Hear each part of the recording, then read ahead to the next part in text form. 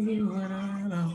Don't know you what I know. And I wish that you would call me right now. All right, let me test something out really quickly. I ain't looking crazy. No, you good. You good. I don't know what the dress code was. I'm like, let me just wear my shirt with my braids on. Look, I'm in sweats and a t-shirt. Oh, okay. I don't feel bad. It's just, it's just some fun stuff right here. No, mute that. I don't feel bad. Let me get you to just say something. You can just say test. I just want to test what your volume looks like on that side. Testing, 1, 2. Testing, 1, 2. You look good. Good. I'm trying, I'm like slightly nervous, so I'm like, let me. Really? Get you to just don't be nervous. That's what your volume. All right. This is only my second podcast I've ever done, so. Really? Mm-hmm. We're gonna have. I did one like a few weeks ago. And it went really good. Of course, I got, pretty intoxicated, so it helped. Yeah. What is this? Oh, cool. It's gonna be, let me turn this other music down. So it's gonna be I'll do an intro at the top, quick intro from the stuff you gave me, and then I'm gonna ask you who you are, who is Tyler, and then you'll give whatever you want to talk about for that piece. Whatever, as deep as you want to go about who Tyler is, and then we'll talk. If you don't mention your business, which I'm sure you will, but we'll go into your business and brands, and then we'll go to break, and then we'll go into dating an entrepreneur. We'll do that segment, go to break, and then we'll go to dating a millennial. Good job. Because I'm both. I'm yes. I'm a millennial. So we'll end with that. We're gonna end with that. So dating a millennial, actually did a podcast back in October with that, but I did something incorrectly on my side and I lost all my audio. Okay. So it happens. It's okay. We're gonna start with yours, and I'm gonna, because it was a round table. I did a round table discussion. Okay. Then I'm going. Did anybody see me? Like, is anybody they're gonna see you on Facebook. Oh. Are they gonna see you too? Oh, okay. I'm like, is they gonna see us? Like, okay. Yeah, they about to, because we're gonna be live on here. I'm about to say, because I can't see you. I just see KennTalks. So if you're on your phone, go to your swipe the screen. You should see me if you swipe the screen or something like that. There we go. Yep, it's two of me. That's better. I'm like, I like it better when I can see who I'm talking to. I'm like, yo, I can't see you. Yeah, it's two of me. Come on, microphone. I should have fucking got a mic. That's what I do. I'm glad you got some libation right there. Like, that's the way. Come on. Plum wine is like some shit. Yeah. Started drinking it in Japan. Yeah. Right. Oh shit. We are live somewhere. Where are we? Come on, computer. Oh, it says preparing. So you want to start setting up your live video. Put this a little bit closer.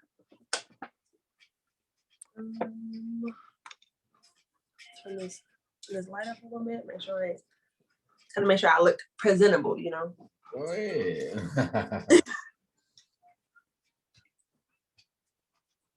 Put that on mute.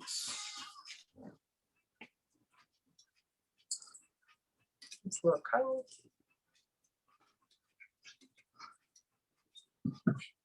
I just hope nobody comes and my dog start barking, because you can hear him be like, yo, hush. Yeah, I was trying to be Hey, that's all right. Listen, we're gonna take all that. Hush. We're gonna take all of that. Because there's two of them. And I'd be like, they're like human alarm systems. Like, I hear them coming up the stairs. Thank you. That's what they're there for, right? Come on, Facebook. to do. I want to rock, rock, rock, rock, rock, rock, rock, rock, rock. All right. There we go. Oh, I have to talk about myself. Okay. You would think talking about yourself would be easy. It's not that easy. It's not. I hate it. But don't worry. I will guide you through all of it. Don't like it. Because it's like you never want to feel like you're like saying too much about yourself. Like you're like being cocky or like just talking like I'm the shit, but then you want to tell people you the shit. Yeah, like it's like, yes, I am the shit, but I don't want to like, I'm like humbly the shit, Yeah. I'm the shit humbly. Nice. All right, cool. We are on. I'm like humbly the shit. All right, there we go. I hear myself. Yeah, because it's a slight delay on with Facebook. Oh, as always, it's Facebook. Right. Yeah. All right, we cut my music or 3 minutes. Come on, Beard. Beard is just thriving, okay? Like, can we get into Beard thriving, teeth are popping, let's just. Hey, listen, that's you on the teeth now. People compliment that all day. What's crazy is I think my company likes discontinue that one for whatever reason. Uh-huh. Well, they still have it, but they don't have it with the fluoride free, which is what people want. Yeah. So it's like, damn, why would you get rid of that one? Like, I don't want to go back to using fluoride. So it's like, I got to cheat on y'all. Sorry. Yeah. But it definitely does what it's supposed to do. It does. Like, for real. Really, like, literally, people come with my teeth all the time. And I'm like, listen, it's been a process. Why is that up there like that? Well, I'm glad I was able to assist, because people be like, oh my God, you're smart. I'll be like, well. Since you mentioned it. Well, thank you. I've been working on these for 26, long years. Listen.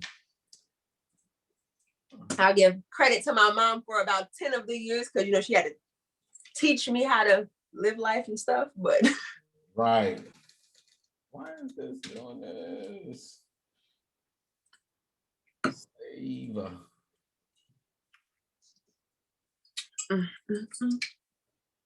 Oh no, I can't open it. Refresh. Oh my God, what is it doing? That moment when you're trying to open a bottle and it does not work. I hope can't nobody see me because this is embarrassing. There's no one on here yet. There we go. Like, damn, I'm really struggling right now.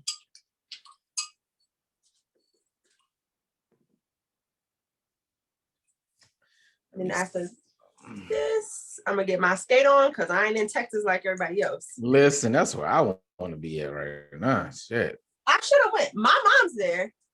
Is she? Yeah. Of course she's there. She go every year. Every year. Entrepreneur. Go save. Please save. Thank you.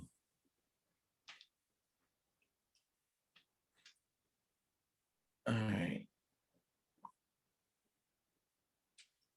Back on there. Yep, back on there. All righty then. Whew. Gotta lay off this wine for a second. What you drinking? Dublin. Oh, which one? Because Dublin is my shit. Carolina Red.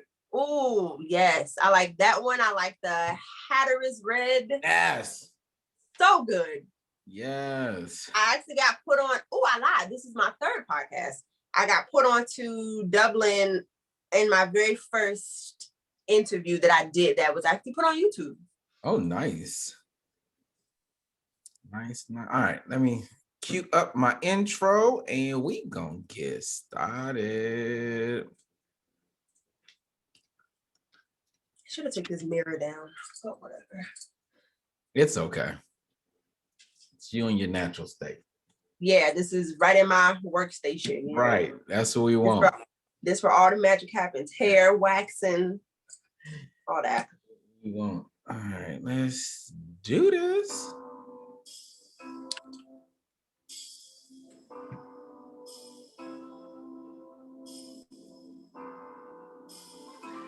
Good evening, good beautiful people. It is your man KennTalks coming to you live from the KennTalks studios. Man, it has been a minute, and I do mean a minute, man. I have gone through a lot in the last couple of months. I'm supposed to be back on the air in November, but unfortunately things have happened. Life happened to me, but nonetheless, I'm here. I'm back. I'm excited. I'm excited for the guest that I have in the studio with me today, y'all. We have a queen above all queens, one who rocks her crowns and adjusts the crown of every king and queen who she walks and encounters every single day, y'all. She is an active duty sailor. She's an entrepreneur, the CEO of Freestyle Strands LLC, a loctician, a wax technician. She is from VA, Virginia Beach, originally from Ohio. OH. Guys, help me welcome none other than Tyler Hearn, guys. Give it up for her. Hey, up, T?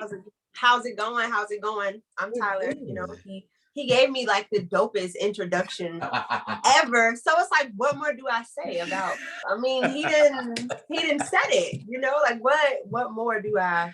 You know, I try to make sure I give you a good prop introduction. Yeah. So it's like you didn't set everything. What more do I say about me? You know, I'm 26. So I've been in the Navy for 6 years. Six, yeah, sounds about 6 long years. Okay. How's that been? Tell me about that. How's the Navy life? Is it 6 or is it 8? Man, let me tell you something. I've been in so long, I don't even remember how many years. The Navy is the Navy is an experience. It's definitely not for everybody. Yeah. I will say that. My mission was to finish and do 20 and X, Y, and Z, and I'm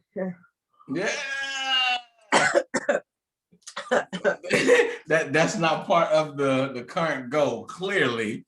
I mean, we'll see, because this current place that I'm at been testing my gangster. So we'll see if I make it. I go to a ship next, so I'm excited for that. Got to get back on that water. Have you ever done ship life yet? Oh yeah, I did ship life for my first 4 years. Okay. And my first 3 years I was stationed and I lived in Japan. Okay. So I lived there for 3.5 years, and it all was amazing. Let me tell you something. When I found out I was coming back to America, I wanted to cry.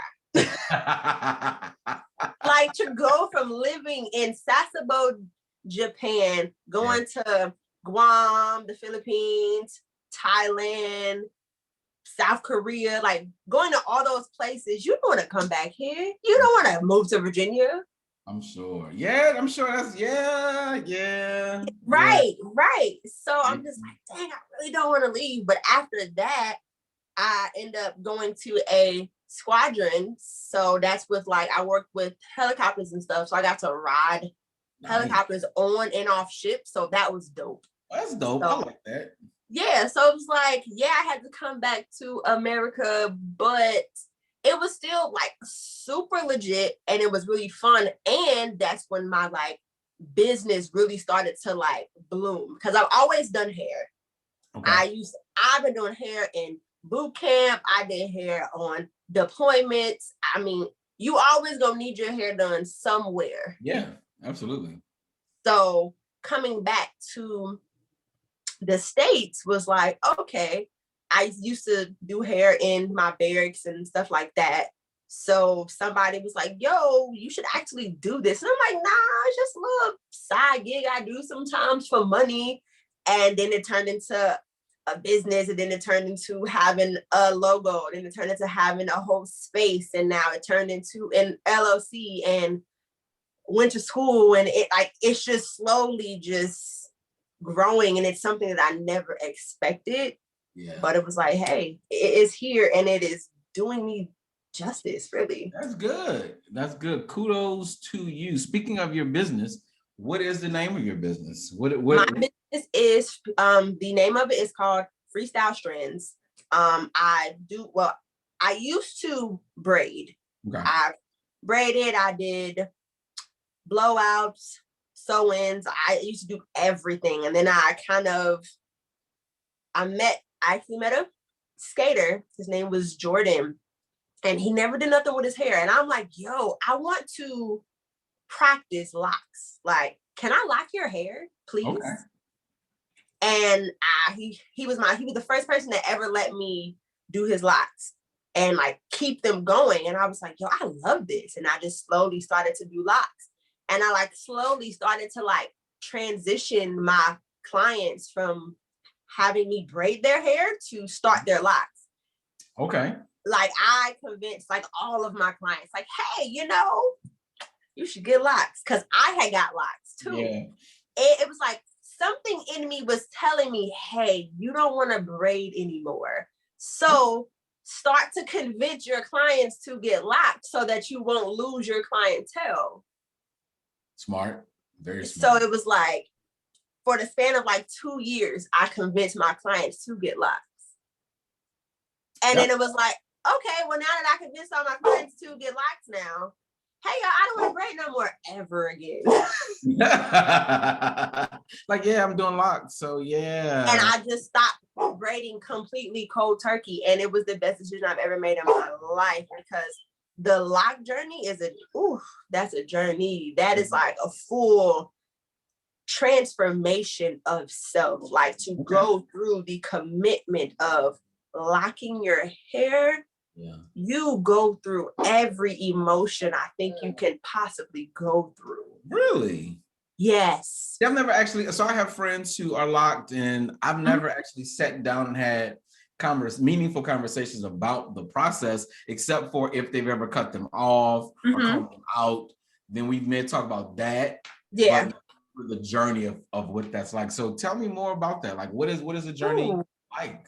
The journey of starting locks is like, before I started, I had this big, like luxurious afro. It was so curly and beautiful. And I used to walk in rooms and people would look at me and be like, oh my God, like she's gorgeous and her hair is, see, look, back there being ratchet. You back there acting crazy. Shh. And then when I decided to lock my hair up, it was like, I literally felt invisible. Yeah.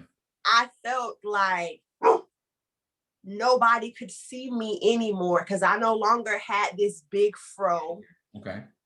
And I just like, people would see me, but nobody looked, because I felt like I had nothing for no one to look at. Like, it was literally like India Irie, I am not my hair, because I no longer had that fro that like attracted people's attention. And I remember just having to like re-love myself again. I remember looking in the mirror when I first had them, and I just kept them like braided back, and I was like, oh my God, I look like a little boy. Like, I hate this. I want to take these out.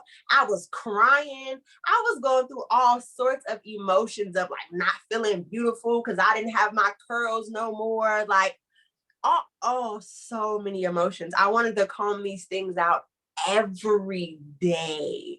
What stopped you? What stopped you from doing it? It's a commitment. Like, it is something that I committed to. And I knew once I got through the ugly stage of having locks, that like I was going to love them. And now I'm 2 years in as of January 17th. I'm 2 years in.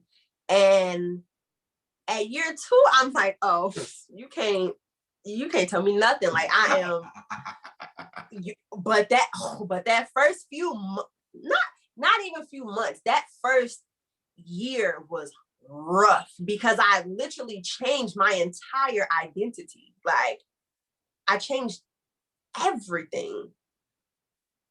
And I literally felt the change. Like I literally had to remember, like, yo, hey, your hair doesn't make you beautiful. Like, so just because you have it pinned back or braided back all the time, hey, you're still beautiful. And I tell my clients all the time, yo, this journey is rough. This start is rough. Anytime you feel down or you no longer feel pretty because your hair is not what it used to look like, or you can't do what you used to do, text me. I will give you all the encouragement in the world because I know what it feels like to literally have to like break yourself back down and like build yourself back up all off of just hair. Like you never realize how much hair plays a part until you change it completely. Yeah, I mean, you know, I don't know from having locks, but if you were to take this beard away from me, let me tell you something. You'd feel crazy. Listen, this beard, like no BS. I've always had a beard, but I've never had a beard look like this until I went through my divorce and lost weight and all of that stuff. And so it's all part of my, you know, my confidence.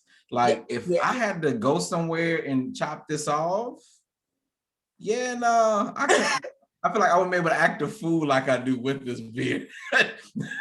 You know, this beard helps get me out of trouble. So, man, let me tell you something. So I get that. I do understand it from that perspective, but I've never, you know, I guess I never really thought about that, like the journey with locks. Like that does take dedication. I mean, and I'm sure it helps you. Because you have to wait for them to lock. And then sometimes they unravel or they don't do what you want to do. Or like, say you start short, you always have these few that like stick up and don't want to, like, it's, my friends tell me that they tell me that I cheated because I started with my hair so long. Like when I started, my hair was like down here. But when I locked my hair up, it went to being like up here. So I felt like a little bald head. Anyways, I'm like, oh my God, where'd my hair go? Like it just shrunk up and then it was a lot. I'm sure that probably was more difficult for you than people who actually go ahead and cut their hair off or shave it. And then when it grows out, starts to lock it because they have a moment to adjust to see. I went from long to short. Yes, right.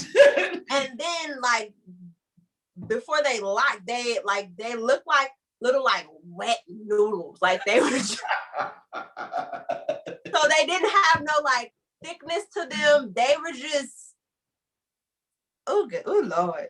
Ooh, I don't miss it. But I appreciate it because when I had my afro, once I took them 2 braids out, those are 2 ugly military braids out. Just straight to the back. I took them braids out, took that fro out. Oh, you couldn't tell me nothing. I was, what? This little nothing. All right, so you're also in addition to being a loctician, you also you do waxings, right? How'd you get into that? So I had a lot of my clients ask me, do you do eyebrows? Do you do eyebrows? Do you do eyebrows? And I was like, no, I don't. And then I was like, well, I mean, I've had a lot of people ask me that, did I do eyebrows? And like, waxing is a huge industry because I go get waxed. Like waxing, that industry is so big now. It's like, you know what? I'm gonna buy a wax. Like I'm gonna buy wax and I'm gonna start to wax.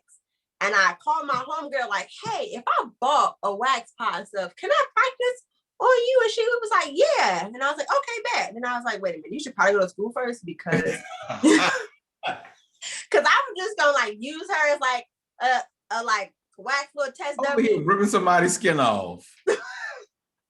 Look, she volunteered as tribute, okay? That is funny.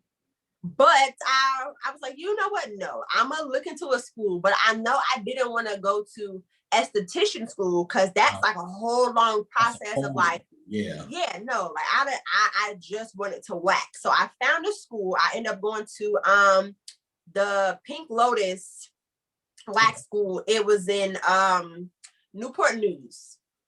So I found that school just to wax, and I used to go there right after work.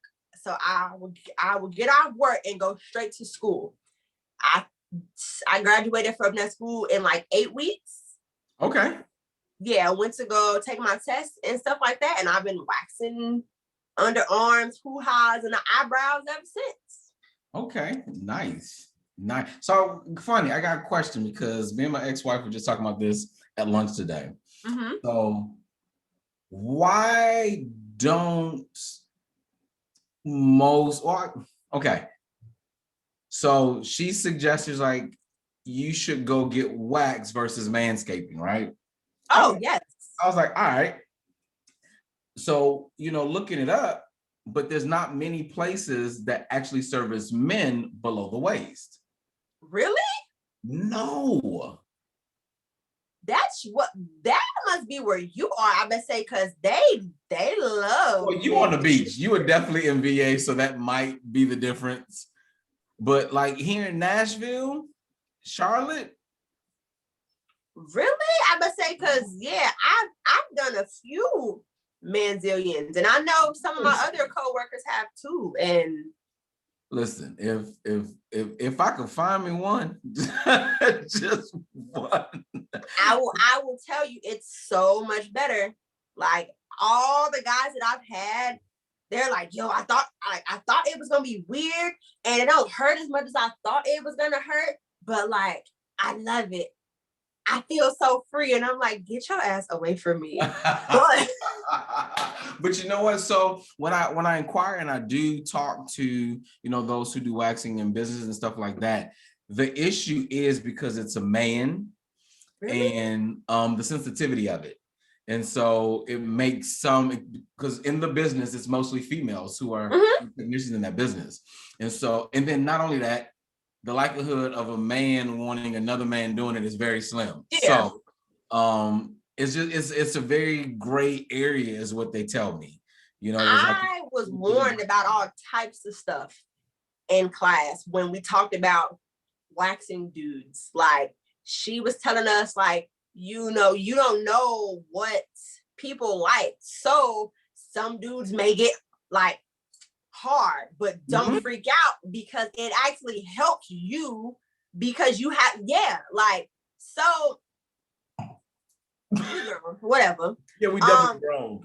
You have to like kind of like hold it and like because you don't want it to be loose. Okay. Because then you just pull in loose skin. But so like you kind of want to like stretch it out so you can. So if it's hard, it makes it a lot easier. It makes it a lot easier. But then if it's hard, you can also have the possibility, depending on the man or if he thinks you fine or whatever. The whole other thing that happens. Yes. So I was warned about the possibility of being able to be, and I'm like, oh God. We don't have pre-cum happening at waxings now, do we?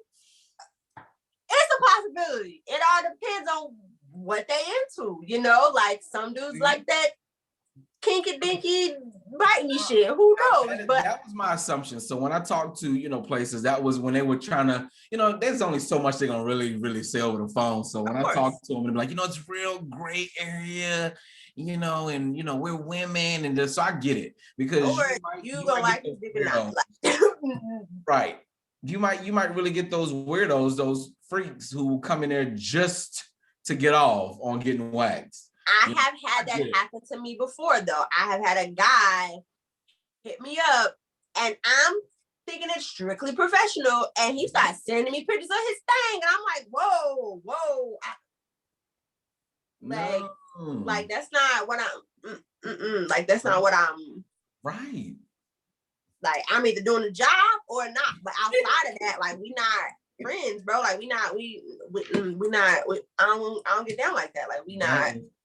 Like that was the most awkwardest conversation I think I ever had in my life, because he started like comparing his to like one that he saw me wax, and I'm like, whoa, wait a minute, like, son, what? Like, sir. No. That was like too much for me, and I just kind of I'm like, sir, you know what? I no longer feel comfortable servicing you at all, because at this point you've made it awkward. And you are no longer welcome at my establishment, because that's too much. Wow. Cut that all the way off. Nah. We are here in the KennTalks studio, man. We're here with Tyler. We're going to take a quick break. But before we do, I need you guys to do me one enormous favor. If you only need the sound of my voice, I need you to right now get your phone out, put me on pause if you got to, whatever you got to do. Jump on over to Instagram at this very moment. I need you to type in @Spidey Love, SPIDEYLOVE.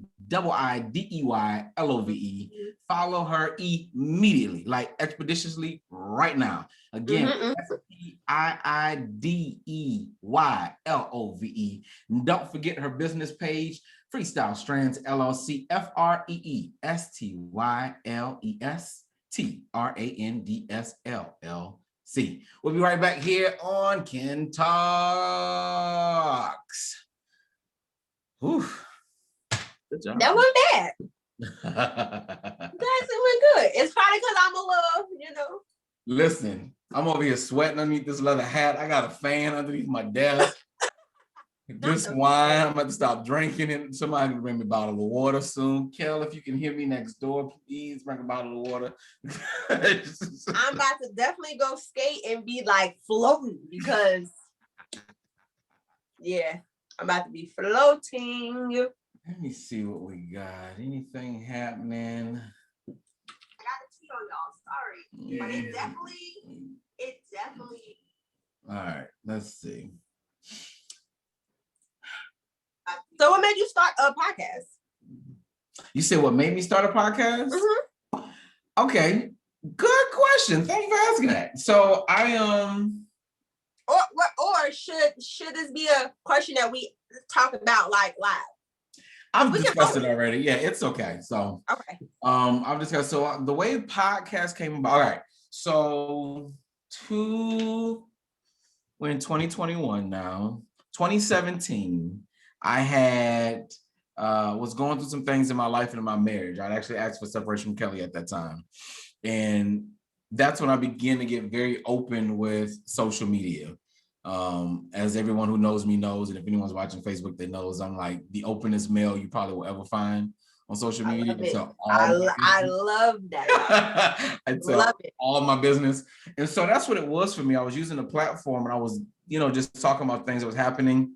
And I was on Facebook first, and then I would just do 60-second videos on Instagram, because that's all you had before we had the stories. You can post them with 60 seconds, and people really attached to them. And people were like, yo, you should do, your own little thing. So I created KennTalks Instagram. And so like every other day I would get on and I would post something. And then that is the podcast grew from that. So I was like, yo, you have a voice for radio is what it was. It's like you have a voice for radio. And I was like, what? Really? And so I linked up with somebody in Charlotte, and Vanyetta, shout out to Vanyetta if she's listening. And she taught me some ins and outs of it, helped me with breathing and voicing. And that's how I got into voiceovers. That led into podcasting eventually, because it came natural. I naturally have a gift of gab. I can pull anything out of folks. I talk all day. It's what I do for a living. So that's just really how it came. And so a lot of the topics I talk about are people that I interview, it's just like us right now. It's really just a natural conversation. Like that first 15 minutes, no one would ever know that anyone could be watching this. Like you would think we're sitting in front of each other talking, not miles away from each other. And so that's really what it is. And I just wanted to have a platform. I wanted to do something that was a hobby that I wasn't getting paid to do, that I didn't feel pressure to do, that I can do whenever the hell I wanted to. Because these other hobbies I got have all turned into jobs. So the freedom of them are not the same as they were. Yeah. And so this just allows me to do what I want. It's teaching me a lot about engineering. This actual learning this is teaching me, or has taught me how I can go on and record myself in the kitchen, record myself doing cooking tutorials, stuff like that. But I just literally just fell into it. People just wanted to hear what the hell I had to say. For whatever reason, people value my opinion, which is why I post what I post on social media, because all day, every day, I'm sure there's somebody somewhere be like, yo, this nigga just tell all his business. All of it. When I tell you I appreciate it, because there's not many men that are okay with their raw truth. Like, there's so many men that feel like I just gotta be like, nothing bothers me, or I was never hurt by something, and that don't be the case. Right. Like, so I feel like your rawness and your complete honesty, whether it embarrassed you at one moment or not, that rawness, that's strength all day, because it takes a strong person to be able to be that raw and open about their life, even the parts that didn't go right. Yeah.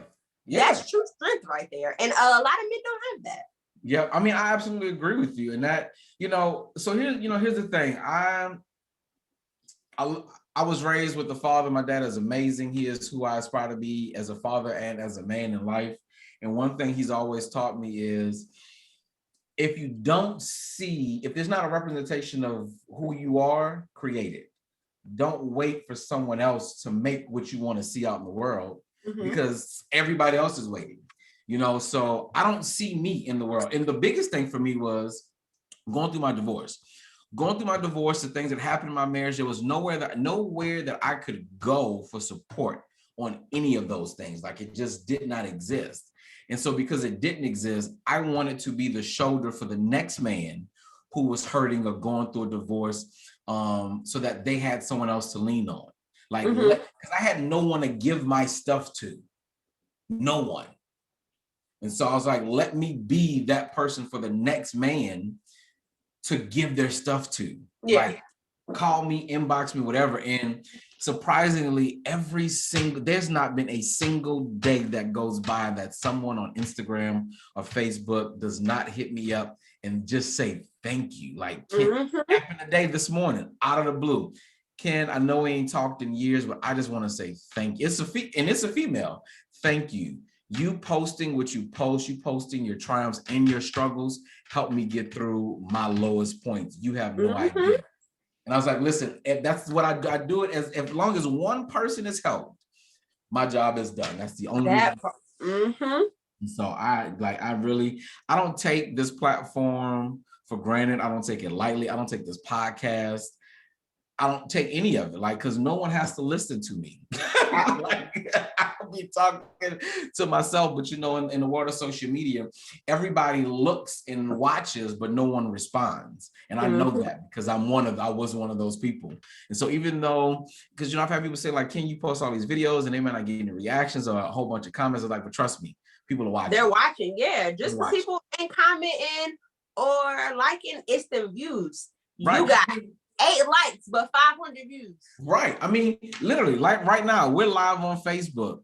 No one has actually clicked and went on it. However, I guarantee you, everybody is in that little preview menu on their screen and they just hit unmute so they can listen. There's somebody right now listening to me say that, and they're laughing. They're falling out laughing. I know that why? Because I'm that one.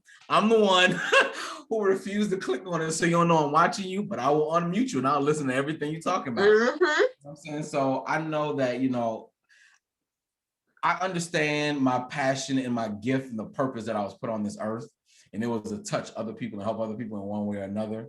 And that is why. So to answer your question, how did I get into it? It really fell into my lap. It was really me tapping into my God-given gifts. God gave me literally this voice, this sound to do anything I want to do. And I've struggled for almost 33 years trying to figure out what the uniqueness in my voice, why was the gift of poetry given to me? Why can I do this with my eyes closed? Poetry, come on now. Absolutely. It's, if you listen to the way I speak in the poetic vernacular. Just right now in that moment, just me saying it was poetic. Yeah. Like my breaths are natural, you know, so it gives my delivery of poetry that much emphasis. So yeah, it's the gift that was given to me. So that's me. I've been writing poems lately, and my friends are like, "So when you going to open mic night?" And I'm like, "Mind your business." It took because I sing. So my friends are like, "So you gonna sing or you gonna do these poems? Which one?" It's crazy. Most singers are poets, and most poets are singers. So I understand. I understand. Yeah, it took me. So I've been writing poetry since I was a kid, but understanding what I was truly writing since I think I was 14, maybe. Which is where, if you ever see me put hashtag freedom is my thing, that's a book that I keep saying I'm gonna put out one day full of poetry. Please do. That don't ever come, but I've got them on napkins, on notepads. They're all around my desk right now. They're everywhere for decades, literally since I was 14. And freedom is my thing is the name of it, is that I wanted to call it. But yeah, so I understand poetry is what I've been doing. I did my first open mic. You just gave me a crazy idea. That's funny. Did my first open mic in 2018. When I switched over from regular poetry over to the erotic poetry side. All right now. I jumped into that, you know, making people throw their panties on stage while I'm all right. Okay. But yeah, it's just my gifts, and it's really tapping into them. That's really what it all comes down to. So if anybody's watching on Facebook right now, you're going to watch later, listen when I tell you, figure out what your gift is. It's the thing that comes back to you time and time and time and time again. It comes to you in different forms. It's something that you never forget, something you do with ease, something that does not take much effort for you to do. That is a gift that your God, whoever your God is, your God put in you when you were birthed. Ooh, I like that you said that. So when you tap into that thing, your gift will make room for you, will put you in spaces that no one would ever expect you to be, but you'll be there. All right. Appreciate that. That was good. I needed that. I needed that for myself. So. Yes. You know, I be trying, you know, because I be asking some good questions. You do. Like, you really did pull them out of me. Like, I needed that. I needed to remember why I was doing this show. That was amazing. I appreciate. I got you. Man. I got awesome. You healing capabilities myself. Listen, I see it. All right, let's see. These crystals ain't here for decoration. I know that's right. You better definitely. Yeah. All right, y'all. We are back here on KennTalks with Tyler, man, in the studio. Hey. So we're gonna jump into some good goodness right now. All right. We're gonna talk about dating as an entrepreneur. Is that okay? Can we talk about that for a minute? Of course. All right. So there's this article, and I got this article from inc.com, inc.com, ladies and gentlemen. It's written by Andrew Thomas, at Andrew Thomas on Instagram. I will definitely tag him in my stuff when we get it going. He put up this article and it says, entrepreneurs are exciting people, but they aren't always the easiest to work with when it comes to building a romantic relationship. It isn't that entrepreneurs can't be equal partners, or that you can't enjoy a great relationship with an entrepreneur, but their relentless ambition, complete lack of work-life balance, and demanding schedule can be difficult to manage, especially if you do not share the same outlook. If you are an entrepreneur, the best thing you can do is to be honest about your startup lifestyle and understand how it might impact current or potential partners. If you're dating an entrepreneur or thinking about it, you should realize exactly what you're getting yourself into. And I don't think that was said any better. Man, let me tell you something. So I want to ask you, what has your experiences been dating as you are an entrepreneur? What has that been like for you? Oof, it has been let's add entrepreneur on top of active duty sailor. So that's like double right there. That's like double trouble, because like you compete for my attention sometimes. Oh, it's funny you say that. That's one of the pieces he says. He says competing for attention. Like, and sometimes quality time to me is, let me tell you how fine you is while you help me pack these orders though, because we still got to make this money. Like, come on. Like, it's like, yes, babe, you fine and you real fine, but be fine while you help me put these stuff in this box. And like, and then afterwards, I will show you how fine I think you is. But at this moment, be fine as you help me fulfill these orders, and then I will give you everything you want after that. But right now, I need you to lift and pack like this stuff up. I need you to help me unbox these boxes and stock these shelves real quick. Like, I need you to go send tracking number to X, right, Y, and Z. Like, or I need you not to be bothered when my phone rings 5 million times, because the job as an entrepreneur never really stops. Ever. Emails are always coming. So there's no way I can not check my email for 24 hours, because as an entrepreneur, when do we ever stop working? Yes, we take breaks and go on vacation and X, Y, and Z, but at least twice out of this vacation time, I'm going to check my email. Absolutely. Or I'm going to make sure somebody didn't hit me up on my hair page, or I'm going to make sure that somebody I'm a brand ambassador for doesn't have a new product for me to try out. Or like, there's always something. Like, we never have true free time. It just doesn't work. It doesn't exist. Now we have office hours. Like, okay, I'm gonna not check my phone from this time to this time. But sometimes that don't even work, because your clients don't give a fuck about that. I had somebody call me at 2 a.m. one day. Like, hey, so I'm trying to listen. And the person I was dating at the time, like, who calling you at 2 a.m.? And I'm like, it's a client. Like, it's because they don't care. Like, they don't care about none of that. They like, when you open your books up. Bro, it's 2 a.m. Why you not? Why you not even? Why you like? Listen. Why you calling me at 2 a.m.? I wish Kelly's probably not asleep. She's next door in the guest room, and I would have loved for her to come in and talk about this, because I'm sure that aggravated her soul for the decade we were together. Because I'm always an entrepreneur. Like, we could be in the middle of Mexico on a jet ski and let my phone ring. Guess what I'm doing? I'm answering. Picking it up. Picking it up, because you never know if like that one text message or that one email you ignore is gonna be that one that has that client that's trying to pay you like $5 to do something wild. So it's like, you want to check them all, because you don't know if like that one takes you from like entrepreneur to like multi-millionaire. So it's like, you check them all at all times. Like, hey, I'm sorry, but let me check this real quick, because listen. Yeah, man. Like, especially like you and I, who are handling more than one business. That means that we even stretch even thinner, and so thinner than a damn spaghetti noodle, okay? Like, literally, like, for real. For real. So, let me ask you, so how do you manage having a regular career on top of being an entrepreneur and dating? Like, how do you do it? Because I suck at it. Oh man, let me tell you. So once I take my uniform off, so like, okay, so I will do entrepreneur work while I'm at my Navy job.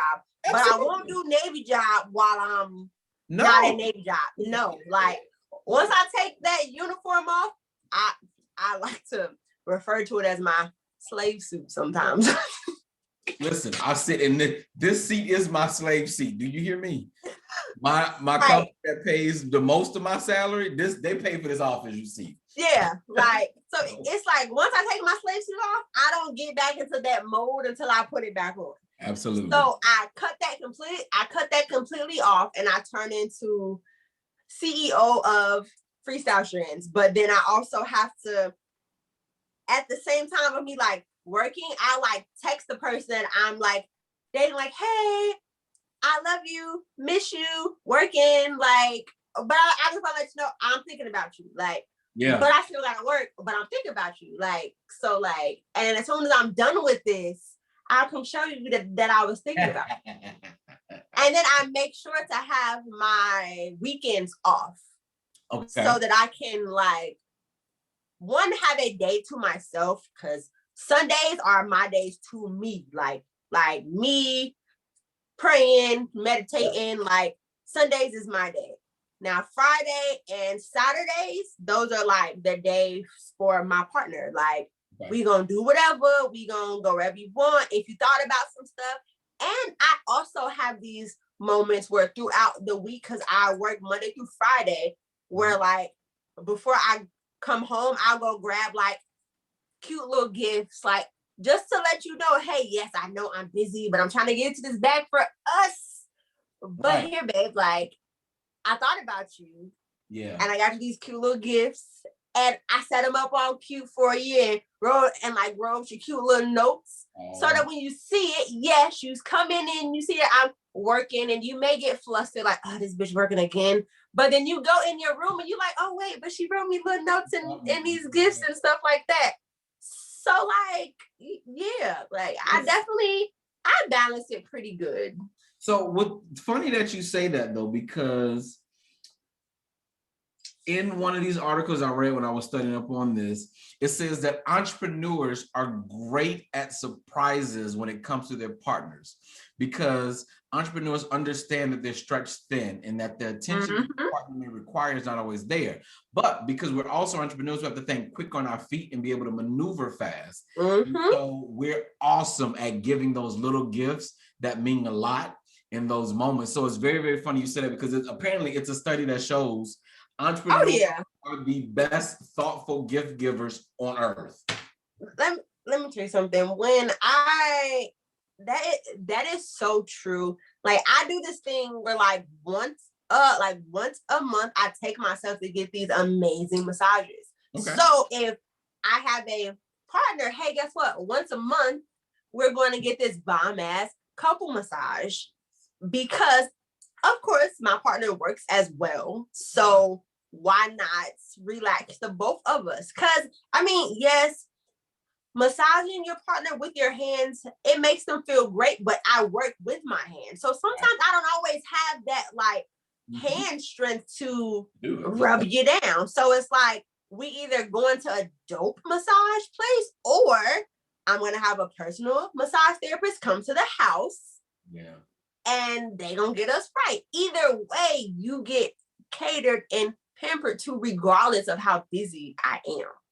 I'm going to make it happen, because if you're my partner, that's what you get. It don't matter how hard I work, but if I gotta stay up a little bit later just to show you, like, hey, like, thank you for being patient with my crazy schedule. Let me love on you, you know?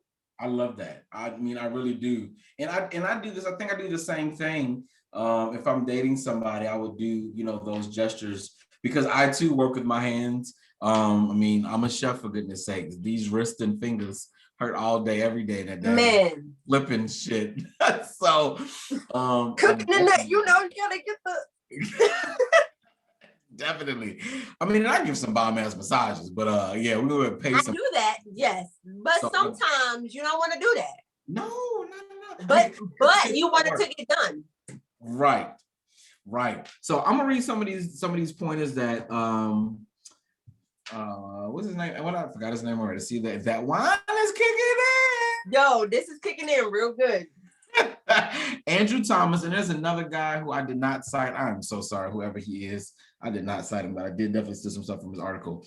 So it says, dating entrepreneurs analyze everything for value and time worth. So if you're somebody who are interested in dating an entrepreneur, you've got to make it worth their wow, because we're going to always be thinking about the money we can be making if we weren't doing what we were doing. Okay. Yo, if that's not the truth, make it work. You got to. Another thing they said, what you pointed to, 9 to 5 schedules do not exist for entrepreneurs. They may have a 9 to 5 job, but at 5 p.m., when they finish that job, they're going to continue their entrepreneurship job, which every smart entrepreneur, ladies and gentlemen, if you're out there thinking about becoming your own entrepreneur, you do your entrepreneurship work while the other business pays you to do it. All right, carry on. The Navy pays for all of this. Listen, I am using equipment paid for by my company that pays me to do a job for them. Yep. Right. The mic, all these, this their laptop, this their monitor, it's their ring light sitting above the me. Navy's laptop right there, and I'll definitely be doing all my orders and stuff on it. Yes. Now, if something happened and they decide they want to take the laptop back, I got one underneath here. However, theirs is better. So exactly. It also says scheduling for an entrepreneur is extremely important, and which is very true because our lives are all over the place. Even this, we had to schedule this in both of our schedules. What I pride myself on as far as scheduling, if you're going to date me, I will share my entire calendar with you. Do that. I will literally, because I have everything on my iPhone, I will make you a family member on my calendar. And if you want to do something and you don't have to tell me what it is, go put it in there, babe. On the calendar. You with me this day. And so that I can see it, because I do so much. Please put it on that calendar, because if it's not on that calendar, it does not exist in my head. So what's crazy, let me not say what's crazy, because respectfully, so people who are entrepreneurs, I understand the logic for them is, I don't want to tell you I'm doing something. I want to just surprise you. I get it. But you can never, should never, ever try to surprise an entrepreneur, because we want to surprise you back. Because you're probably going to be busy and then you're going to be mad. So if you just put it on the calendar, I'm not saying put what it is. Just put date night, whatever. Just right. So that we can know. So that we can know to not plan nothing, not think about nothing, not schedule no meeting. Like, don't try to surprise me with shit, because it's not going to work. Especially with not only am I an entrepreneur, but I'm also in the military, and my schedule can change at the drop of a dime. Right. Surprises with me don't work. You gotta let me know something, because I also have to, one, plan with my entrepreneur job, but two, ask the Navy if I can be an adult. Dumb. Right. But like, so I got 2 levels to go through. I gotta ask first. Right, listen. And then I have to make sure I'm not working. So you have to let me, it's like, you gotta plan surprises with me like 2 weeks in advance. Because, I mean, that's just how my life works until I'm out of the military. COVID is crazy. Like, as places I can't go, I'm not allowed to go. So it's like, it's hard surprising me. So that takes me to the next 2 points. The next one is communication is beyond key for an entrepreneur. So communication should be key in any relationship. When you're dating an entrepreneur, ladies and gentlemen, listen to me closely. When you're dating an entrepreneur, communication, because things listen, if you feel a way about something and you don't tell an entrepreneur, we will not know. We won't know. I promise we won't know. Nope. We will think we do, because it's obvious to a regular person, but we're not regular. And our minds are doing 1,001 things. We don't know that you huffed 15 extra times more than normal. We don't know that. We don't know that. So communication is the key. And then for an entrepreneur, we need a helpmate, not a hindrance. Man. We got enough extra. We need someone who does not mind, like you said, rolling up them sleeves. Like, if there's somebody who wanted to date me or be with me, the best thing you can do right now is come sit on the other side of these monitors and watch me work right now. I'm gonna love on you as soon as this is over with. Yeah. It's over with. I got you. Matter of fact, as soon as it's over with, I'm gonna go do some more work. I'm gonna go run you a bath, let you soak while I go in the kitchen and make you a meal. But all you do is right here with me. If you want to, and if you want to be in the same space and share energy, come sit in my office with me. Mm-hmm. I got you after this, dog. It's me and you when we get done. All of that. Listen, couple other things they mentioned. One of the worst things entrepreneurs are bad at, me in particular, I'll speak for myself on this, I highlighted this, can never really articulate what the hell he really does. Because you do so much.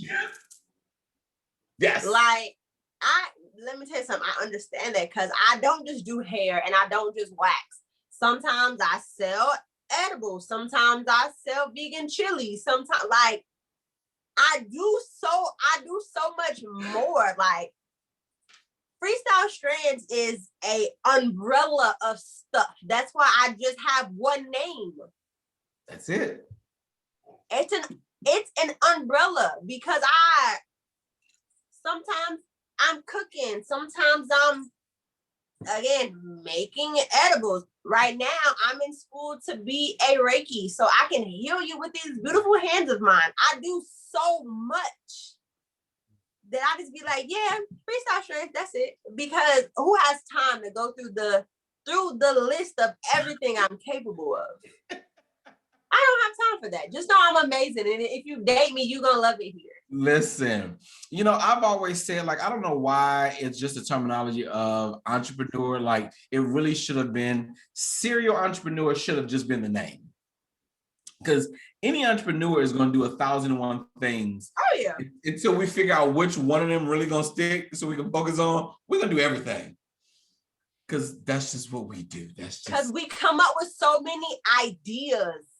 I come up with a new idea daily that can be another stream of income. Right. It's that. It's the other stream of income. Like, no BS. So I have a beautiful home, and anybody who follows me know I just designed and decorated my guest room. It's so pretty, by the way. Thank you. So you know what I did, because it never hurts to have another stream of income for a room that no one's going to be in the house where my kids live upstairs and I live downstairs. It just got listed on Airbnb. Man, listen. And within 24 hours of being listed, it got booked for an entire month for the amount that I pay to live in this house. Come on. Come on with it. Come on. Someone just paid the mortgage on the house. What? Listen, again, people, the best thing in life is for you to own a business. Get there. This next one, I chuckled at when I saw it, because we actually just talked about this recently. I think on Instagram, you posted something a couple of weeks ago. You will need to remind an entrepreneur to eat, sleep, and rest, because if you do not, man, you will not. I just ate for the first time at, like, what time is it? 5:53? I just ate for the first time at like 2. Praise God for my ex-wife who's here visiting the kids, because as she's not, I would not have had breakfast or lunch.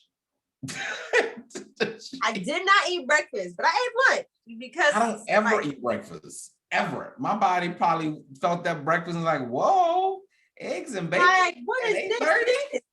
This is foreign. and then it's like you have to tell your body, like, yeah, this cute, but don't get used to it though, because this ain't our. Listen, the person who cooked it do not live here. Yeah, so like, don't get used to this. Enjoy it while it's happening, but we're not friends like that. So, but hello, no. A couple other ones I'm gonna go over real quick. Dating entrepreneur can be a roller coaster of emotions. And I absolutely agree with that, because unfortunately, especially when you date a serial entrepreneur, we take on, it's our business are our babies. So if something's not going right, if we can't figure something, we can't figure out a website, if we can't figure out what content to post next, we can't figure something out. Unfortunately, the person who we're dating or in a relationship with gets that energy, unfortunately. So it can be up and down. And when our business is not doing good, we're going to be in a depressed mode, quote unquote. When our business is doing great, we're going to be over the moon, trying to figure out how we can keep this shit going. And so that's something me personally, though, I've tried to do better with. The company that I work for, my 9-to-5, they've helped me. They're huge on energy shifting and energy leadership. They've taught me a lot. That's most of all these books behind me are literally all about energy. NLP, energy leadership, is over here somewhere. Trying to become certified in that arena, actually, because it's taught me so much about how to be in a space, with someone. Even my relationship with my ex-wife is based off of energy. Who I was to her is not who I am today. I'm somebody different. Energy is so important, and it is really good to be able to understand those shifts and like catch them before you project them out, because sometimes it's just a projection of what you're feeling at the moment, and it has nothing to do with the other person at all. And I've ended plenty of phone conversations like, hey, I'm stressed at work right now, I'm gonna get off the phone with you, before I project how I'm feeling about this onto you, and you don't need that. That's it right there. And I learned that at 26. I'm only 26. I'm like, I ain't even been 26 more than a month. So I am quick to be like, hey, I'm getting upset right now. I don't want to project this onto you, so let me call you back.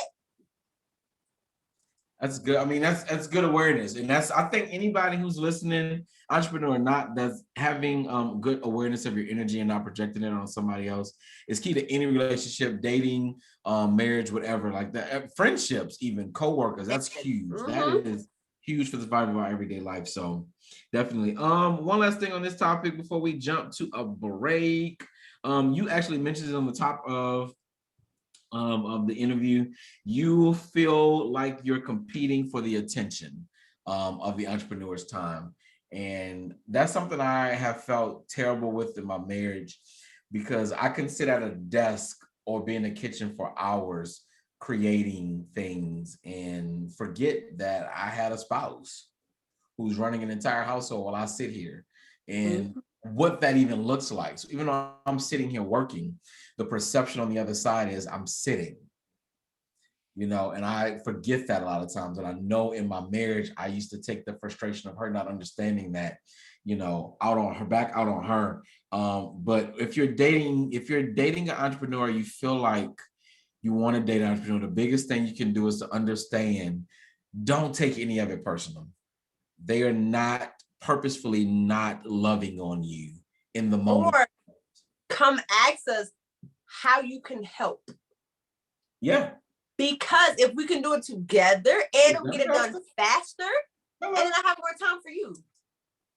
So instead of getting flustered, hey, how can I help you? I think that's the biggest thing is, especially my dating, I want to say my marriage. Kelly was amazing with support in my marriage. She rocked out with me in the kitchen plenty of days. But as far as me dating, people don't understand the life that I live and the lane that I'm in. And they don't know, even I told them just to ask, how can you fit into this so we can get this done faster? I don't think they feel comfortable or really, really understand the appreciation behind simply asking. Because you know what, even if you would have asked me what it is I can do, even if I told you nothing, that might light a fire underneath you to move a little faster. Yes, because it's like, dang, you want to help me? I don't need help, but let me move faster so I can come show you that I'm happy that you even asked me if I need help. Like, let me come. I'm gonna love on you like a little bit extra tonight. Right. Okay. I try to tell people, us entrepreneurs, we're real simple. We're so simple. All right. Is there let me not say what. Is there any advice you would give anybody who is an entrepreneur who are dating to make dating maybe better, and or any advice you give to someone who is wanting to date or dating an entrepreneur? The advice I can give is be prepared to sometimes be an assistant, because because oh my goodness, like, we do so much. Don't be shocked if we be like, hey, can you look this up? Can you go to the store and grab this. Like, it's like just be prepared to be a helping hand and know that, yes, sometimes we may have long nights and stuff like that, but once we're done with those long nights, or once we're done with everything we need to do, we are going to reward you in ways that you don't even realize. Like, absolutely. But you got to get to that point with us. Some people give up on entrepreneurs when it comes to dating us because y'all can't see the light at the end of our tunnel. So you give up before you get to the end, and then you're like, well, damn, I should have just helped them pack that stuff. Or I should have just, because we'll give you everything. Everything. Because we ain't just doing it for us. Exactly. We're not just doing it for us. Well, I definitely do appreciate that. Guys, you are here with Ken and Tyler on KennTalks. We're going to take a quick break. Somebody got to pay for this shit somewhere. We'll be right back here on KennTalks, guys. Good job. Loved it. I do like this. This is dope. Loved it. I'm a little lit. Listen, I'm trying to, this is all I got left. Might I add, I had 2 margaritas at lunch, so I really need to come out. I'm gonna need my baby mother in this other room to feed me dinner. Feed me dinner soon. I'm sure she's probably taking my daughter's hair out somewhere in this house, but I'm gonna need it. But the stuff you talked about, though, the stuff you mentioned, though, is pretty dead on. Like, I'm having, and you probably see it on my post, I'm having the hardest time dating. Multiple reasons. One, being an entrepreneur, and I'm going to have a topic on this coming soon. I'm actually have a roundtable discussion where it's going to be all women, and I would love for you to be a part of it. I would definitely be. And it's really going to be more so of me talking to women, trying to understand the perspective or the insight of women when it comes to, one, dating a Black man who's an entrepreneur, dating a Black man with kids, and dating a Black man who is friends with his ex. I've done all 4, so I got all the. That's what I want. I want women who have been able to experience all 4 of those. Mm-hmm. And that show is more of a selfish one. Like, I'm struggling. I'm not really struggling because I'm okay being single, but I'm struggling because. So I'll make posts. Like, I made a post. I don't know if you saw it on Facebook. I made a post about somebody in my DMs the other day who asked me, what the hell they asked me? I don't know what they asked me. The one where you said that you would plan out the, like. Yes, that one. That post. Oh, let me tell you something. She was a weirdo because. But I get that so often. And when I talk to other men who are like me, so a friend of mine, BJ Pin on Facebook. I think I've been seeing him comment on your stuff. Yeah. Yeah. Him and I are on each other's stuff all the time because he literally deals with the same stuff. He's a successful Black man, doesn't have kids. But so what we deal with is, okay, women our age, in our era between 25 and 40. Okay. You know, are raised to be strong, which is great. Cool. But they give off, or they tell you that I don't need a man, right? That's the way it comes off. Or they actually say it. But then they say, but I want a man to do X, Y, Z. And I'm that man who does X, Y, Z. But then you get the man who does it, and then you say, whoa, no, that's too much. I can't handle it. Like, it's the most confusing thing for a man because we're already up against a lot, like up against so much. And that's the topic I want to have too. Like, Black men were up against way more than even we let on. I act a plum fool on social media so people don't understand my struggles.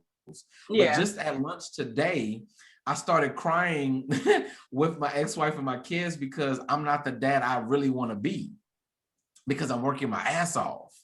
You know what I'm saying? So I'm up against a lot of stereotypes. And so I'm really trying to understand the mind of a Black queen. And when they say they want someone who embodies all of these things, and when they run from them, like, that's the topic. Like, I want to understand, what the hell is that about? Where have we gone wrong? And what do men need to know Because there's a lot of men who hit me up who really follow those posts I make, and they don't say anything on them, but they follow them to hear what women have to say. I wouldn't necessarily, I mean, because I've been guilty. I wouldn't necessarily say that we run, but it's like when you are raised to be that strong, dominant alpha female, you need a lot of reassurance, especially if you've given yourself to different people and you've been let down so many times. Reassurance of, hey, look, I actually got you. I know it may not seem like it, or I know you've been through X, Y, and Z, but let me continue to show you, hey, I'm not going to let you down. Because when we are raised to be this strong, independent, I can do bad all by myself, it takes a patient man to get us to like drop those walls. Trust me, we want to be feminine, we want to be girly, and that's what I hear. We want to. Let me tell you something. I get tired of being a strong Black woman. I'm fucking tired. But I hear that so often. I hear women say that a lot. I'm tired of being the strong Black woman. No, I just want to be swept up off my feet and just like, I just want to be a girl. I just want to be able to cry and like, we don't like being strong all the time, but we also need that reassurance of like, hey, you can break down with me. Oh, that's it. Break down with me. Wow. Because sometimes when we start to cry and we start to get emotional, we get looked at as like, damn, like, why are you in your feelings? And it's like, you know how many times I didn't get to be in my feelings? So shit, like. Oh, okay. Trust me, with I was raised by a single Black mother. Yeah. And anybody who knows your mother know that's one strong woman. You hear me? Okay. I'm in the military, which is a manly dominated world. And I'm an entrepreneur. So if you see me crying, breaking down, please don't tell me I'm sensitive or I'm doing too much, because I promise you, you're going to get the hood nigga for the rest of this relationship. Because I don't get to cry. You know what? And I'm mad when we get done with this. I gotta go apologize to my ex-wife. Like, sincerely. Because I'm sure exactly what you said is how I treated her for 10 years. Like, for real. Like, when you are raised to be so strong in such a manly dominated world, you don't feel like you're able to cry at all.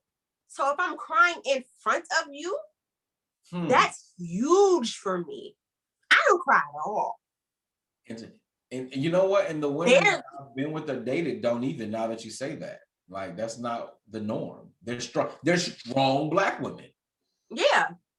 Because we have to be that way. Now, trust me, I understand that Black men go through hell because I have brothers. Yeah. And I make sure to remind my brothers, you are kings, and I send you healing for everything you go through that you do not talk about. Yeah. Well, honey, Black women, being the creator of not only kings, but queens. Queens, right. Right. Oh, we go through it. Oh, yeah, that's going to be a good one. I'm going to love that. Matter of fact, I'm going to look and see what my schedule looks like, and I'll get with you and a couple other females who I'm very interested in having on the show. And I'm going to get with BJ, see if he's available, because that dude can bring out some questions that I don't even think of when we're on the show, because he's been on a couple of shows with me. Oh, that was good. That's good. That's good. That's the kind of, that's the conversation I want to, that's a good round table I want to have right there. And I'm here for it, because there's times where I've been told, you doing too much, or why you cry all the time, because I don't get to. Because I don't get to. Okay, so with that, I'll say this, and I've said this on all my platforms. The unspoken expectations are the false expectations. That's probably what I struggle with most in dating, is women, Black women in particular, strong Black women in particular, who have an expectation of a king that we don't even know about. You know what I'm saying? And then we fall short, like, because naturally for men, the sign of crying is a sign of weakness, because if we cry, we've been told by other men to stop that damn crying. That's a sign of weakness. Oh, I hate that. Let me tell you something. The one thing I love about a man, especially a Black man, come cry on me, baby, because that. No, listen, I cry. Listen, social media has seen me cry plenty of times, so I personally have an issue with it, because I love a man that can cry. Like, love. That, I mean, it's a natural part of a human being. And I will say, I have to thank my ex-wife for that, because she made it okay for me to cry on her shoulder plenty of times. But but again, the stigmatism for a Black man to cry is just, it's like it's frowned on. So when we see our queens cry, because we don't know how to handle it when we cry ourselves. Like, if I were to cry, I don't know what to do with that. Mm-hmm. So I've never been taught what to do when you cry. You see what I'm saying? So, well, I will tell you this. This is one thing to not do when your queen cries. Well, what's wrong? I didn't do nothing. Did I do something? It's not about you. And that frustrates us more when you're like, I didn't do nothing. What you crying for? It's not me. What did I do? Nigga, you ain't do nothing. Sometimes I'm crying, and like, I don't know why, but I'm crying. So don't automatically think just because I'm crying, you did something. Just come hug me. I may tell you what it's about. I may not. But what I don't need as a Black queen is don't automatically associate my crying with, hey, you did something. Just come hug me. Okay. All right. So that's two for me. That's huge. That's like, damn, I wish. God, yes, that's going to come back up in the conversation that we have with the group. But because I needed to, because God, my brain's doing a lot. That's so deep. That's so deep, because I do that. I know for a fact I do that. I see you crying. I want to know, what did I do to cause it? Yep. That goes into our insecurities about crying, though, because we're taught not to. So if you cry in my presence, I'm going to feel like it's something I did to cause it. And it, oh man, okay, I see how that can come off wrong. But then the flip side of that, though, too, is you're the first woman I've had to explain that to me that way. I'm 33 years old. I've been dating since I was 14. You're the first woman to ever tell me that. First. Because married for 10 years. Sometimes we don't always have words. We just have tears. So we can't tell you it's not about you, because we may not even know what the hell it's about. We just need a hug. We just need a hug. That's it. That's so fucking complex. I love it, though. I love it. Trust me, I'm only 26. I learned so much so fast. Like, see, that's huge. I learned so much so fast. Like, what's crazy for me is I have 5 sisters. I'm the only boy. Mm-hmm. And so I pride myself, which is also the reason I can be so open and honest with people, because I'm raised around sensitivity all day, every day. Like, that's all I know.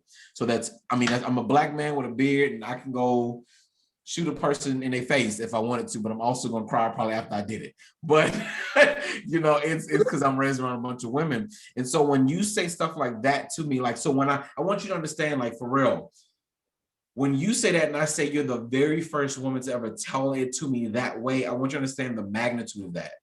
I'm raised by a Black mother, a single mother, and I have 5 sisters. no one has given that to me the way you have. It makes so much fucking sense though. Yeah. Like it's so, I think us as men, as kings, we need to hear that from a queen. Like really, like listen, I may shut down and it ain't gonna have shit to do with you, nigga. Like nothing. Just come hug me and just let me get it out. And 9 times out of 10, I'll probably like give you the like best, of your dreams, because listen, you didn't make it about you. You saw me in this vulnerable moment. Oh, you said something. Saw you to be seen. I'm huge on, oh man, listen. That's it. Because one thing about Black women as well, that vulnerability shit, that's not really our thing. So when you see us in that raw, vulnerable form, do not fuck it up, because we will probably never let you see us like that again. If when you get it, you make it about you. Damn. All right, we're gonna have to move on. That shit is amazing. Mm-hmm. Damn. All right. I'm gonna need your trust me, I got some conversations for you. I am young, but I've been through a lot in multiple countries, different bodies of water. Give me your schedule. Let me know when you're gonna be available, and I'm gonna make this joint happen sooner than later if we can, because it's definitely something that's needed for the culture, for one. Oh yes, and yes, definitely. I definitely want to get this out there. God, all right, we're gonna jump into. All right. Whew. All right, guys, we're back here on KennTalks. If you're on Facebook with us right now, man, you guys are getting everything unedited, uncensored. All of it. I appreciate you more than you know on Facebook, man. Those who are watching without watching, like, just click the button so I know you're here. Can you do that? Right. Say hello.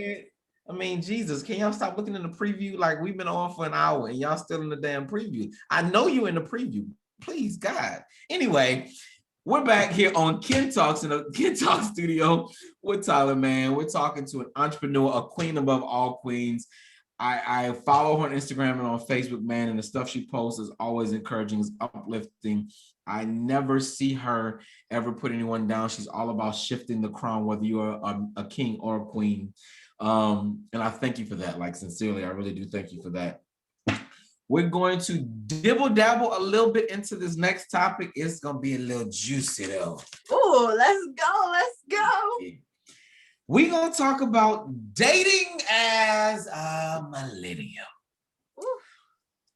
Oh, pray for us, church. Pray. So, church, say amen. Listen, ladies and gentlemen, if you follow me on Facebook or Instagram, which you should be following me personally, you should. If not, go do it. Ken Marshall on both platforms, please and thank you. KennTalks on Instagram, KENN, 2 N's, TLKS. The wine just kicked in. I couldn't figure out how to spell talk just now. All right. But anyway, in October, I shared some screenshots on Instagram and Facebook from Andrea Wesley. Ladies and gentlemen, I finally found the original article. When I posted it, I could not tell you guys where I found it at, and it was hurting my soul because I'm big on giving credit to where credit is due. Andrea Wesley, I have not found her on social media to this day, but it comes from bold.com, BOLDE.com. The article is called Millennial is Screwed Up. It's the name of it, okay, T? I feel attacked. Right. So I'm gonna go through a couple of these things. I want to hear your personal, honest opinion on these things, okay? Okay. All right, so the top of the article just says this. When we were younger, romantic relationships seemed so much simpler. If we liked someone, we told them. And if they felt the same way, we just got together. Like, you remember in school, you do those I like you, you like me, yes, no, maybe boxes. You remember them? Like, that's what we did. Kicked you underneath the table, whatever. Go out to the outside field, on the playground field, doing the nasty, what we thought was the nasty, but it wasn't really. Anyway, that's neither here nor there. I mean, it might just be me because I'm just never mind. Okay, all right. So yes.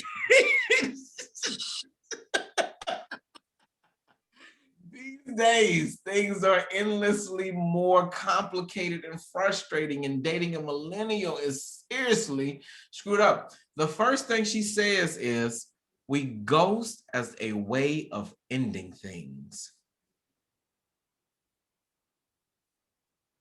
Do you ghost, T? Do you ghost people? Ghost. I can honestly say I don't ghost. Really? You don't ghost? Listen, you got one time to spell a word wrong and I ghost you. Really? I'm bad. So I think with me, because I always see the good in people. So you mess up about 12 times with my goof ass before I'm like, okay, now. Really? Yeah. I believe in chances. Like I believe in, like,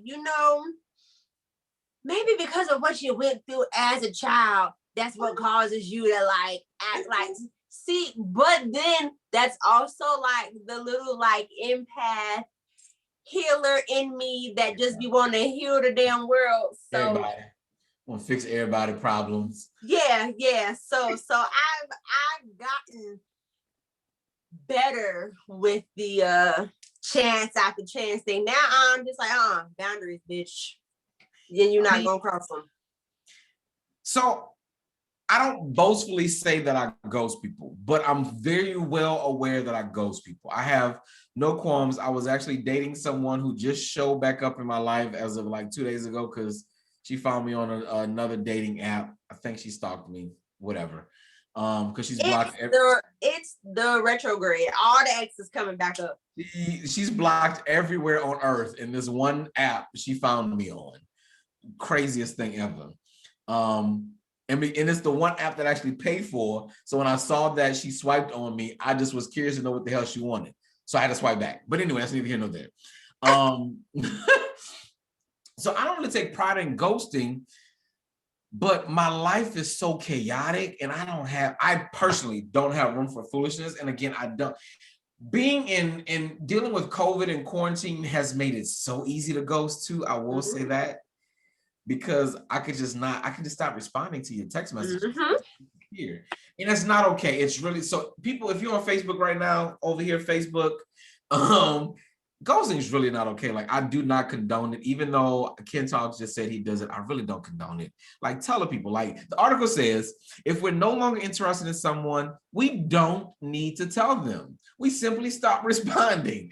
I think that is like the worst thing ever. Because like when you ghost a person, say you change your mind and you no longer want to ghost them.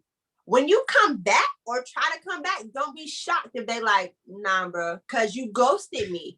You didn't give me no explanation. You just stopped talking to me. So don't be shocked if when you come back, I don't got that same energy. Because when you ghosted me, I'm probably texting you, calling you, trying to figure out what's up. So by that time you come back, the whole vibe done changed. And I'm like, oh, okay, now if you want to come back, you about to work double time to even get me to fucking bat my eye at you. Because while you were ghosting me, I was probably entertaining something else. Because I wanted to entertain you, but you decided to be Casper, and then you want to come back? Like, again, I do not boast when I say this, but that has been me and I felt it. And I actually hope she's listening. Actually, because I know she stalks me every now and then. But there's somebody who I ghost. I can't even say it was intentional. Like, I just have to just call a thing a thing. It was an intentional ghost. I just stopped communicating. I just wasn't feeling it in the moment. But then, okay, everybody know I'm honest as shit. I was enjoying being a hoe. Okay. This person would have taken me out of my holism. Like, would have taken me out of that. And so I ghosted her because I wasn't ready to leave the streets just yet. Now, the correct thing would have been to communicate that shit. That's really what I should have done. but I didn't. And then when I was ready to stop being in the streets, the only person I could think of while I'm out here dating, even now trying to figure out this person, it's her. It's her. But she won't dare give me the time of day at all right now. And it hurts my whole little heart. But rightfully so, because I legit straight up just ghosted her. Straight up. And so men especially if you're listening on the podcast or Instagram, okay? Let's do better. Like, let's just communicate. If you want to be a hoe, just tell them you want to be a hoe. We'd respect you more if you let us know. Like, listen, I'm for the streets right now. And I like being for the streets. You cool, and I can see things, but you gonna make me not be for the streets. And you're already. And I mean, but you know what? This crazy. This also goes for friendships as well. You know, this goes for family. It goes for everything. Like, for whatever reason, I guess because the technology has been created and we communicate so much via text message and social media, it's so easy to stop looking at people or blocking them. You know, where back in the day when you had to call everybody for everything, you know, it was so much easier. Like that was an easier way to communicate, a different way of communicating, excuse me. So it's easier now, but I'm glad you don't ghost. You're probably the first millennial I've talked to who don't ghost people. Yeah, I think I'm different because I have so much going on in my life. Yeah. If I bring you in it, it's for a reason. I see a purpose. I date for a purpose. My mama didn't raise me to be somebody's girlfriend. I'm a wife. Okay? Come on. So applaud you on that, girl. Wait, now listen. We will not run past that. Say that one more time for me. I wasn't raised to be nobody's girlfriend. I'm a wife. I'm a future mother to somebody's kids.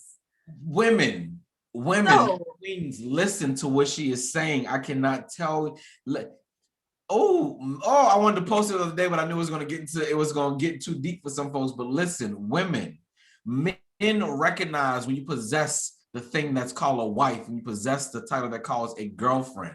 We treat you differently based on the thing that you possess. And the fact that you possess the thing that is called to you to be a queen and a wife, you're going to bring a different caliber of man your way. Just for listen. Damn, I'm sorry, that was good. You know, I try. Literally, you know you are to be on this earth to be a mother and a wife. Yeah, I'm not trying to be your forever girlfriend. I'm not trying to be your sweet thing. I'm not trying to be your boo thing. Like, I like rings. That's it. Give me a title. Listen. This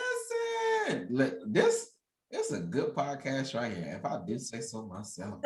There is a song by Xavier Omar called Title.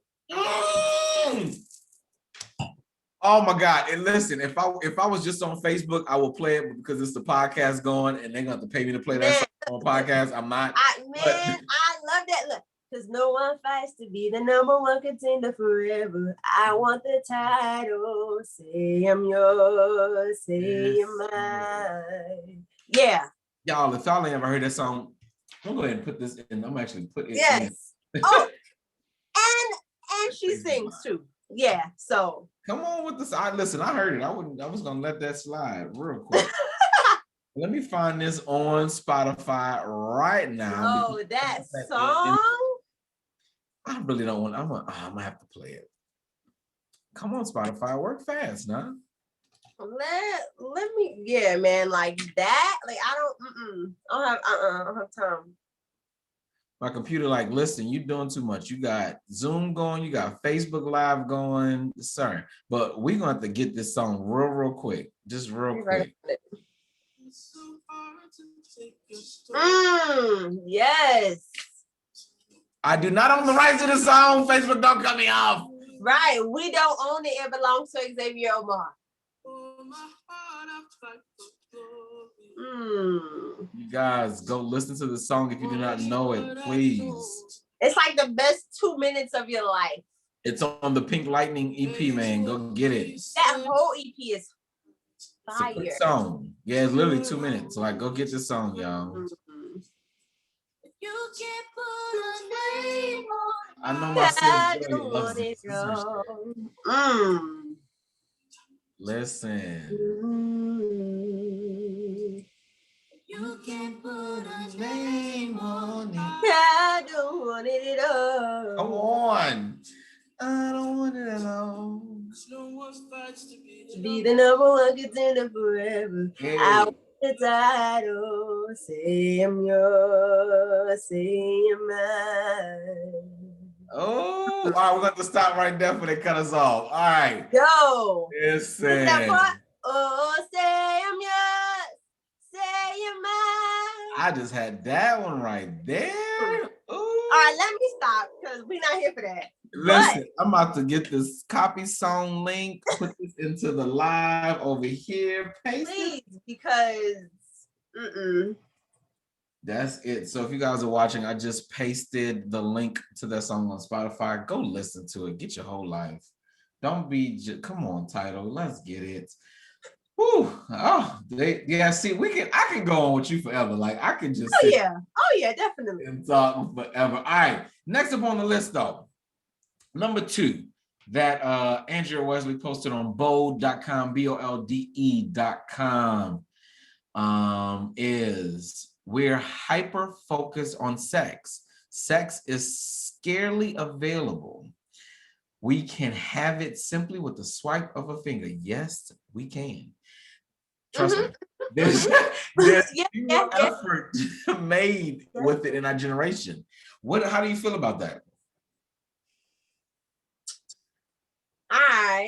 And look, Mom, I apologize if you're listening right now, but big sis don't kill us, okay? Right. Look, I'm grown. Shit, I got here via sex, obviously. So, Mom, we thank you. Sex is especially for an entrepreneur, that be like a stress reliever. You're saying some shit now.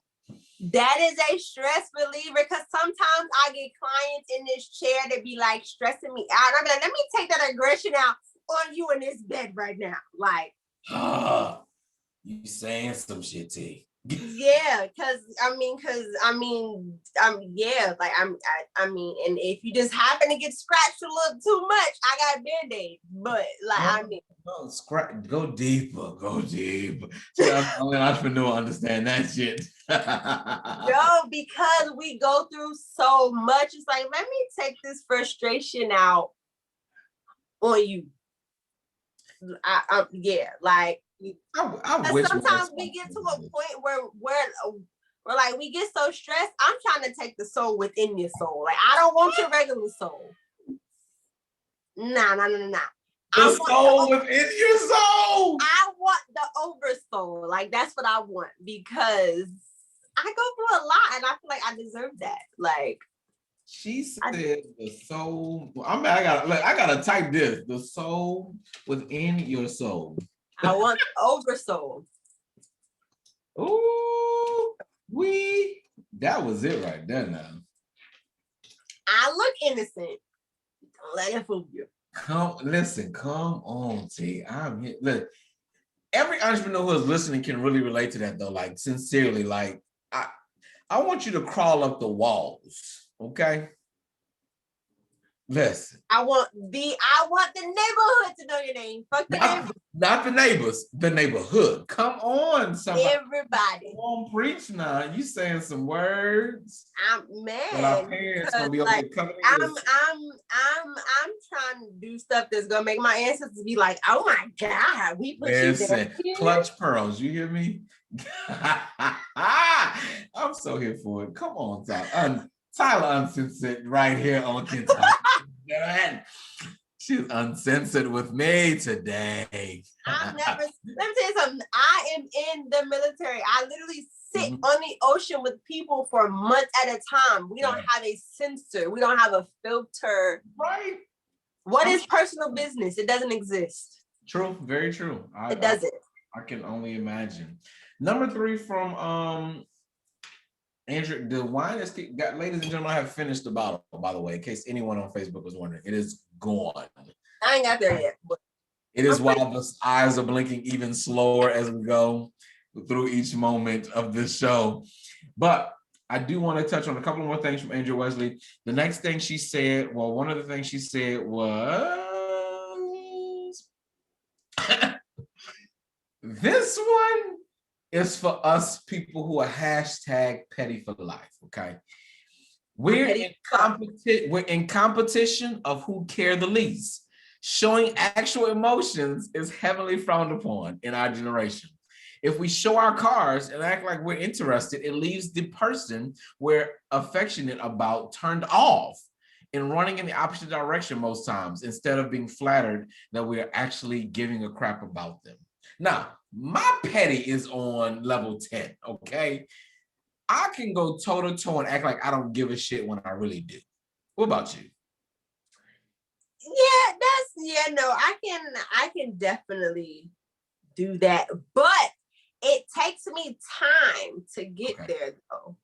Really? Okay. It definitely takes me time. Like, it's like I'm the type of person that I start giving a shit like off rip. Like, I don't play that hard to get. I don't really like, But when you get me to a certain level, and once I crawl back in, I'm a Capricorn, okay? So, oh Lord, yeah. So I'll give you everything, but once I crawl back in, though, you get okay. Not okay. Listen, a man can't stand that. Oh my God, we hate that shit with a passion. Dude, let me tell you something. That Capricorn in me will turn into like the lover that loves you so much to fuck bitches get money. Like, y'all don't give a shit. Do you hear me? At least you act like you don't. Like, you go from but we care the whole time. But it's like once you get us to crawl back in and start acting like our true Capricorn nature, and like me, I know my whole birth chart, so I know my other signs as well. I'm not just a Capricorn. So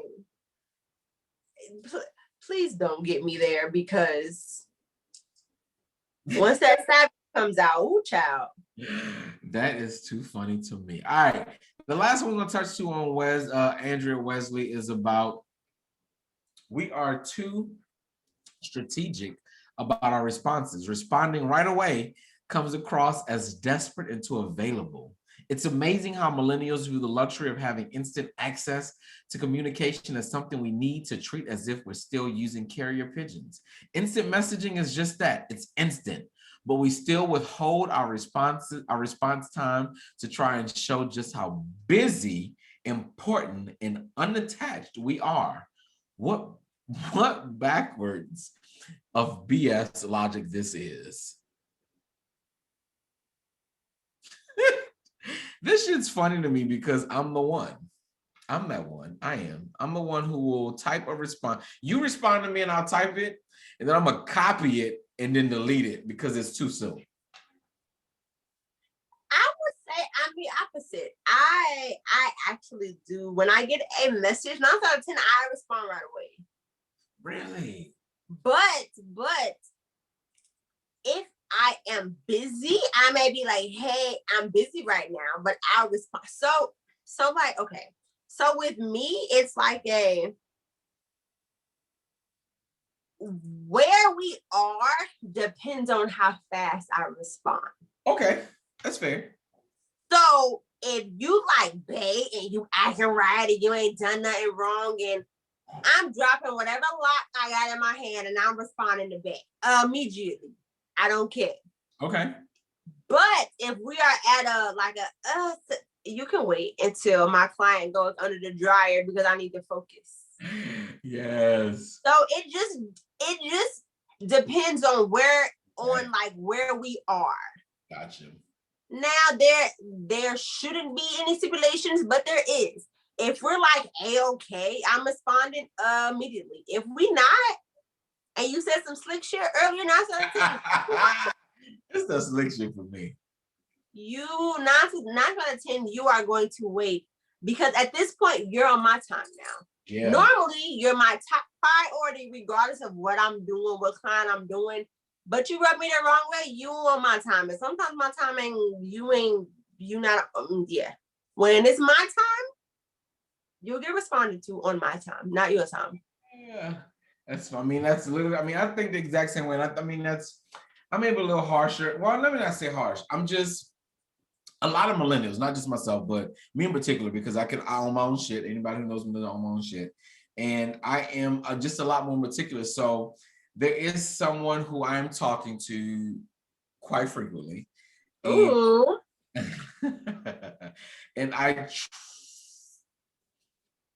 even though my phone's in my hand and she sends a message or whatever, I try not to respond immediately sometimes. Like, I'll put the phone down.